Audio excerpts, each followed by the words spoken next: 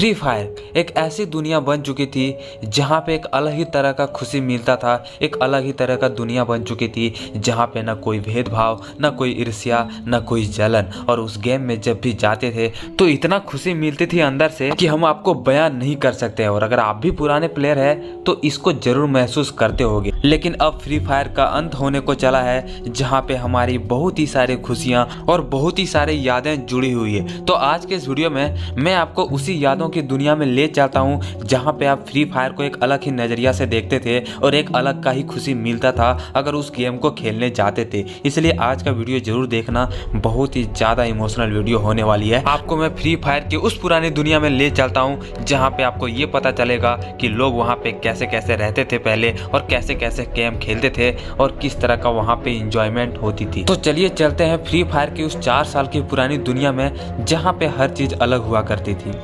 दोस्तों याद करो वो दिन जब फ्री फायर आपने सबसे पहले इंस्टॉल किया था तो आपको गेम कुछ भी समझ नहीं आता होगा। कई बार उस गेम को आप अनइंस्टॉल किए होंगे। जब आपको गेम समझ में नहीं आता होगा तो गेम को अनइंस्टॉल मार देते थे, लेकिन आपको फिर से खेलने का मन करता होगा और फिर से डाउनलोड करते थे। और फर्स्ट टाइम आप ये जरूर एक ना एक बार किए होंगे जब गेम को अनइंस्टॉल करके फिर से इंस्टॉल करते थे और फिर से अनइंस्टॉल कर देते थे जब आपको समझ में नहीं आता था। और ये एक हमारे बेस्ट मेमोरी में से एक है। गाइस अब आता है हमारा वो सॉन्ग जो सुन के हमें वो पुराने दिनों की काफ़ी ज़्यादा यादें दिला देती है। जो जब भी उस सॉन्ग को सुनते हैं तो काफ़ी ज़्यादा रिलीफ मिलती है, काफ़ी पुराने यादों को ताज़ा कर देती है। वो छोटा सा सॉन्ग आप ज़रूर सुनो।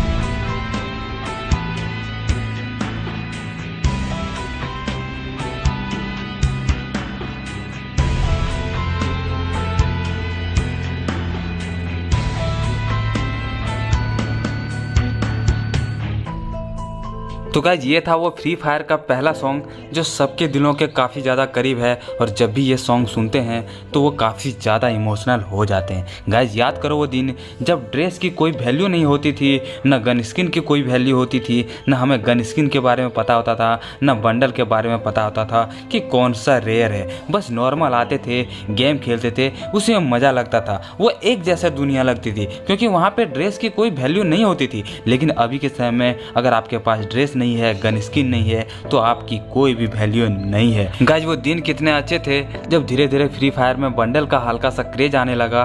तो हमें जब भी बंडल फ्री में मिलता था तो इतनी ज़्यादा खुशी होती थी कि अपने दोस्तों को, सारे लोगों को बताते थे कि मुझे एक बंडल फ्री में मिला। अगर डायमंड रॉयल का मिल जाता था तो उसमें भी बहुत ही ज़्यादा खुशी होती थी। इतने अच्छे अच्छे दिन हुआ करते थे जहाँ पे एक फ्री बंडल, एक डायमंड रॉयल का बंडल या फिर एक गोल्ड रॉयल का भी बंडल मिलता था तो हमारा खुशी का ठिकाना नहीं रहता था। पर आज के दिन रेड क्रिमिनल तक की भी कोई वैल्यू नहीं है। वो दिन कितने अच्छे हुआ करते थे जब गन स्किन के एट्रीब्यूट के बारे में हमें पता नहीं रहता था कि हमें गन स्किन मिला है तो इसका एट्रीब्यूट काम आएगा। हमें गन स्किन से मतलब होता था कि हाँ इस कलर का गन हमें मिला है। हमें एट्रीब्यूट से कोई लेना देना नहीं होता था, बस वो गन अच्छा दिखना चाहिए था, वही हमारे लिए गन स्किन होती थी। और ये यादें हमारे लिए बहुत ही अच्छी यादें हुई करती थी। गाइस वो ऐसा समय था जहाँ पे हमें ये नॉलेज नहीं होता था कि कौन सा शॉर्ट गन है, कौन सा पिस्टल है, कौन सा लॉन्ग गन है। जो भी गन मिलता था उसको दो दो रखते थे, चाहे 2 लॉन्ग गन मिले या फिर 2 शॉर्ट गन मिले, उसको हमेशा अपने पास रखते थे। मतलब हमें शॉर्ट गन या फिर लॉन्ग गन से कोई सा भी मतलब नहीं होता था,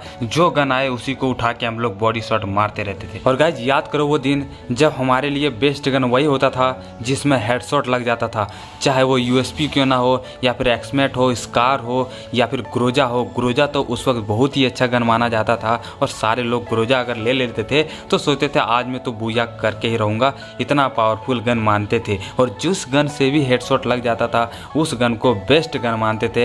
ऐसा पहले हम लोग का चॉइस होता था, हमें एट्रीब्यूटर से और स्किन से कोई भी लेना देना नहीं होता था, सारे एक जैसा था। और वो दिन भी कितने अच्छे थे गाइस जब हम लोग फ्री फायर में पहली बार लैंडिंग करते थे तो उस वक्त इधर उधर जाते थे तो हमें कवर से कोई लेना देना नहीं होता था कि कहाँ से कवर लेके कैसे रोटेशन लेके कुछ करना है। और ना ही हमें रैंक पुश करने का दिक्कत होता था और ना ही हमें टेंशन भी होता था कि हमें यहाँ पे रैंक पुश करना है। हम तो बस खेलते थे, हमें तो क्लासिक ही मज़ा आता था रैंक से ज़्यादा। लेकिन धीरे धीरे हर चीज़ बदलते गई और गेम में इंटरेस्ट घटता गया। गाइस याद करो वो दिन जब क्लैश स्क्वाड का नया नया सीजन आया था, तो हम लोग के पास जितना भी पैसा रहता था सारा एक ही गन लेके ख़त्म कर देते थे, या फिर मशरूम इतना सारा छोड़ देते थे कि एक भी पैसा बचे नहीं। हम लोग के पास ये नॉलेज नहीं होता था कि इस राउंड में अगर पैसे बचा के रखे तो अगले राउंड में काम आएगा। ना किसी को कुछ देते थे, बस जितना चीज़ होता था सारा का सारा खरीद लेते थे। दो दो लॉन्ग गन खरीदते थे, दो दो शॉर्ट गन खरीदते थे, वेस्ट खरीदना भूल जाते थे। ग्लूवल से हमें कोई मतलब नहीं था, ग्रेनेड बस खरीदते थे।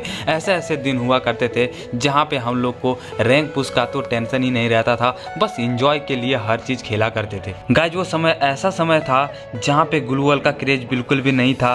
ग्लूवल कोई रखता ही नहीं था अपने पास, चाहे वो रैंक हो या फिर क्लैश स्क्वाड हो, ग्लूवल कोई भी नहीं रखता था।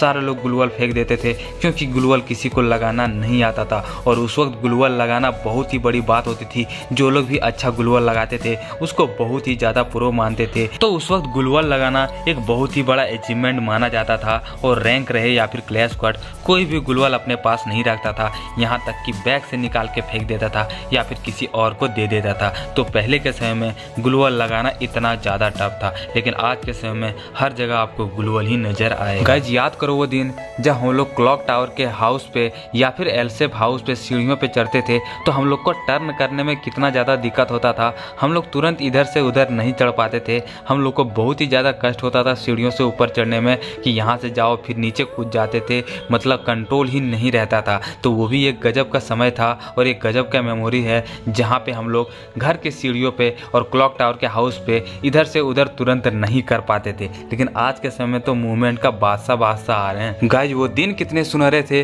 जब हम लोग ग्लाइडर की मदद से फैक्ट्री पे चढ़ा करते थे। तो वो एक गजब का मेमोरी हुआ करता था और एक गजब का इंटरेस्ट बना रहता था, जहाँ से हम लोग ग्लाइडर से उड़ते थे और हर एक जगह ऊंचाइयों पे चढ़ते थे और बहुत ही ज़्यादा मज़ा आता था। वो ग्लाइडर भी अब हमसे छीन लिया गया और हमारे वो पुरानी यादों को मिटा दिया गया। उस वक्त ऐसा माहौल था जहाँ पे फ्री फायर के क्लॉक टावर और पीक पे उतरना एक बहुत ही बड़ा खतरा माना जाता था, क्योंकि पीक और क्लॉक टावर पे वही लोग उतरते थे जो काफ़ी ज़्यादा प्रो थे। और गलती से हम लोग अगर साहस करके उन दो जगहों पे उतर जाते थे तो हम लोग तो निश्चित ही मर जाते थे।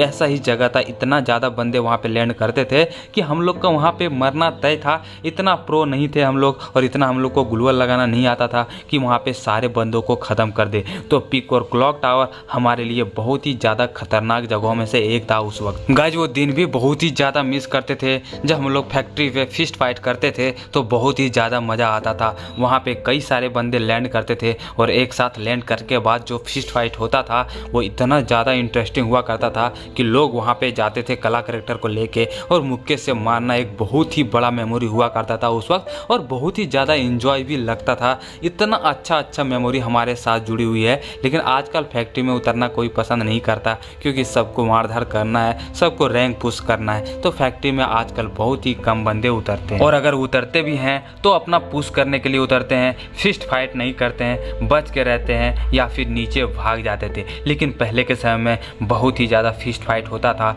जो हमारे एक मेमोरी बन के रह गई है वो सारी यादें। गाइस याद करो वो दिन जब बीमा शक्ति के भी चिमनी पे बहुत ही सारे बंदे लैंड करते थे और वहाँ पे इधर से उधर घूमते रहते थे और फिस्ट फाइट करते थे। वो दिन कितने अच्छे थे, जहाँ पे बीमा शक्ति पे भी हम लोग को बहुत ही ज़्यादा मज़ा आता था। हम लोग बैठ के वहाँ पे ग्लूवल बनाते थे या फिर वहाँ से पूरी दुनिया को देखते थे फ्री फायर की कि यहाँ पे कैसी है, और बंदे वहाँ पे उतरते थे तो उसे मारने में भी बहुत ही ज़्यादा मज़ा आता था। बीमा शक्ति टावर पे भी यहाँ पे लैंडिंग होती थी, फिस्ट फाइट होती थी। लेकिन आज के समय में फिस्ट फाइट तो होती ही नहीं है। स्टार्टिंग में सारे लोग बंदूक मिल जाते हैं और उसी से मार धाड़ करके रैंक पुश करते हैं। गाइस वो पुराने दिनों में से एक था जब हम लोग किसी को भी प्रो नेम देखते थे या फिर किसी को भी यहाँ पे स्कल मास्क वाले बंदे को देखते थे तो इतना ज़्यादा डर लगता था कि यही बंदा प्रो है, यही बंदा बूया निकालेगा, उसके सामने नहीं जाते थे। इतना ज़्यादा डर लगता था स्कल मास्क बंडल से, इतना ज़्यादा खौफ था। लेकिन आज के समय में कोई सा भी बंडल का उतना ज़्यादा खौफ नहीं है जितना पहले स्कल मास्क का रहा करता था। उसके बाद गाइस सबसे बेस्ट मेमोरी